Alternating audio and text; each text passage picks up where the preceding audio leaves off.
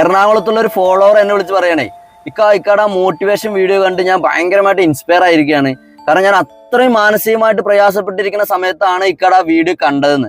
എന്താണെന്ന് വെച്ചാലേ, ആ സമയത്ത് അദ്ദേഹം ആത്മഹത്യനെ കുറിച്ച് ചിന്തിച്ചിരിക്കുന്ന ഒരു സമയമായിരുന്നു.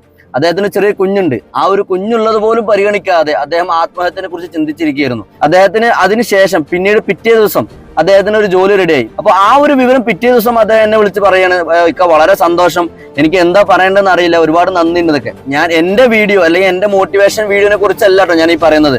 ഞാൻ പറയുന്നത് നമ്മൾ മാക്സിമം നമ്മൾ എന്ത് ചെയ്യാന്നറിയോ, എത്ര വലിയ പ്രയാസങ്ങൾ ഉണ്ടെങ്കിലും നമ്മൾ സ്വയം എനർജി ആവുക. നമ്മൾ എത്രത്തോളം സ്വയം നമുക്ക് എനർജി ആക്കാൻ പറ്റുമോ അത്ര എനർജി ആക്കുക. കാരണം ഒരു തരത്തിലും നമ്മൾ എന്ത് ചെയ്യരുത്, നെഗറ്റീവ് ചിന്തിക്കരുത്. നെഗറ്റീവ് വശങ്ങൾ എന്തെങ്കിലും നമ്മൾ ചിന്തിക്കാൻ നിന്ന് കഴിഞ്ഞാൽ അത് നമുക്ക് നമ്മുടെ ജീവിതത്തിൽ ഒരുപാട് കഷ്ടപ്പാടുകൾ ഉണ്ടാക്കും. നമ്മൾ എപ്പോഴും പോസിറ്റീവ് ആവുക. അതായത് ഇനിയും നല്ലൊരു കാലം നമുക്ക് വരാനുണ്ട് എന്ന് നമ്മൾ മനസ്സിലാക്കുക. അത് മനസ്സിലാക്കി മുന്നോട്ട് പോവുക. ഓക്കെ.